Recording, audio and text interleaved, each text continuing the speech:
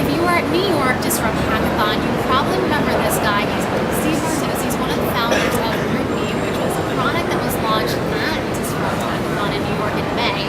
And you guys recently got some funding, around 800,000 or so, and you're back again. We are back. It's kind of like home for us. We were really excited to be the veterans here.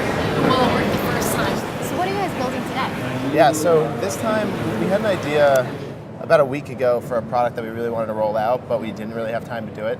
And this is a product that goes along with GroupMe, what you guys have already this is kind of built. like a little bit of the next step of GroupMe. Okay.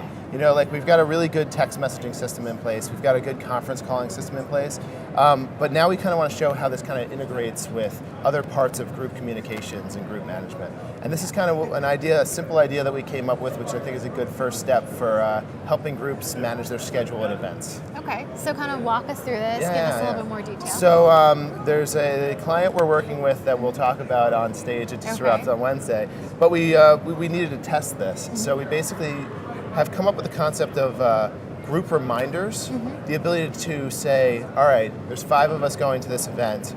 What are the things I want to schedule to make sure that we get a text notification from so that we don't miss out? Like someone taking the stage, or a party notification to make sure you're there on time. And we thought that it would be great for Disrupt so that you could plan with your group, basically make sure that we're in the room for GroupMe taking the stage on Wednesday. Yeah. Make sure we're there for the hackathon presentations. And that's basically it. So we're essentially your guinea pig now. You are our guinea pig. You've been good to us, and we want to be good to you, though, because we think this is a useful tool for people attending the conference. Yeah, and we talked briefly before this on-camera chat, but this is kind of a monetization opportunity for you guys, right? Because it's not just about pushing reminders for certain events; it's also about the idea of sponsored or branded events, right? It is. So what you're going to see is this concept of kind of curated reminders that groups can opt into.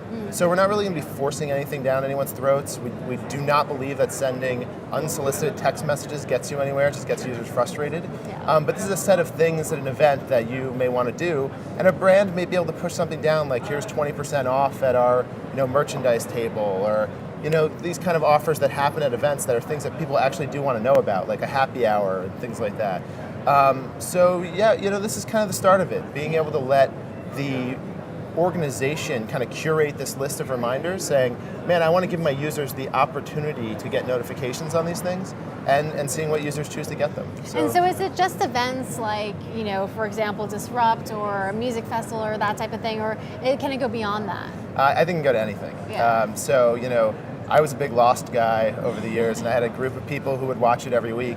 And I definitely would have subscribed to updates on when like a certain podcast got released, or before the episode, to make sure we're all actually watching and not running around. There's interesting concepts of what we can do, but it's more focused on just helping my private group, and not the more public kind of open communities that you've seen a lot of other people do. This is just about my kind of core friends, my real life group, and making things easier for them. Now, we've seen some startups try to roll out features along those lines, kind of like Hot Potato, right? So how are you going to be different? Yeah, I think it's this private group concept that's very different. Yeah. This is my real world friends. This is the people I interact with on a daily basis.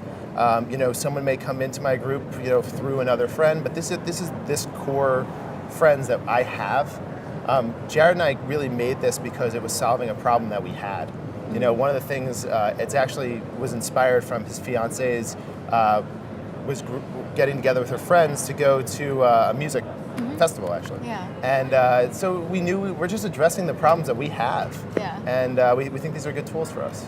Now, I know you guys made some money, or rather raised some funding, money, 800,000 or so, not too shabby.